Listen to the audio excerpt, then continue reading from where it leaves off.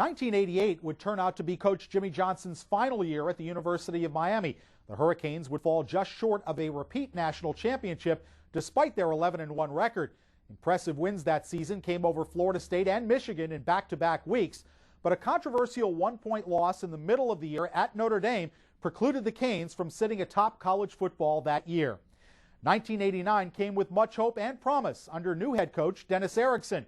And for the most part, Miami dominated their opponents during the regular season. One slip-up midway through the year against Florida State made the regular season finale in the Orange Bowl a must-win if the Hurricanes wanted any chance to play for a national championship. November 25th, 1989, Miami versus top-ranked Notre Dame in the Orange Bowl. Entering this game, the question was whose streak would end that night.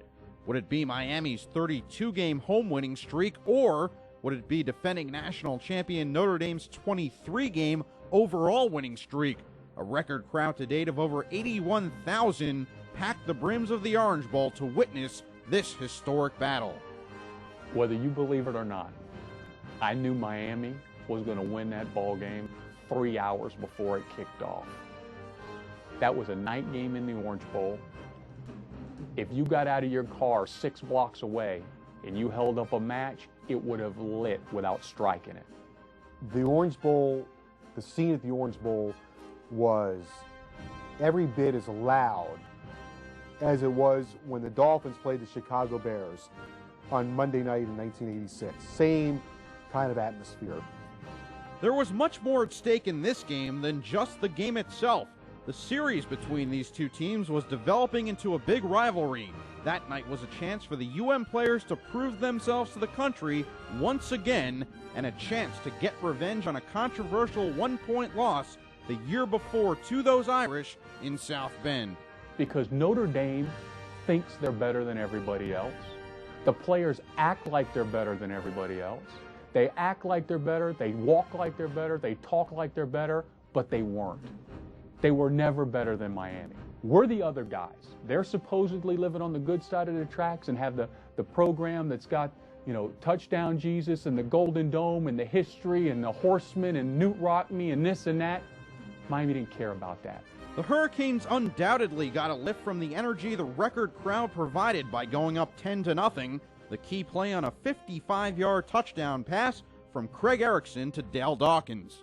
The game was tight. Craig Erickson threw a touchdown pass to Dale Dawkins to get it going. But the crowd was just unbelievable all night long. Notre Dame, though, showed why they were the #1 team in the country, responding with a field goal and then a 49-yard interception returned for a touchdown by linebacker Ned Bolkar. But UM's defensive leader, Tiger Clark, would give the Hurricanes another lift and came up big with an interception, returning it all the way to the 10-yard line. The thing that stands out in my mind is I went to the sideline of Coach Tupperville at the time, who's the head coach at Auburn University. I told him what I was seeing on the field. And I said, Tubbs, I think if I jump to tight end, because I'm watching the quarterback, I'll be there for it. And he talked to Coach Lubick, who's the head coach at Colorado State now, and he said, okay, Tiger, go ahead and try it, but if it doesn't work, better go back to the game plan. And I saw it, and I tried it, and I jumped on it, and it gave us a chance to go up at halftime. The play would lead to a Stephen McGuire touchdown just before the half to give UM a 17-10 lead going into the locker room. The third quarter may be the most memorable one ever played by a Canes team. Miami got the ball to start and held it for almost the entire frame, with one of the most memorable plays in school history taking place in that sequence.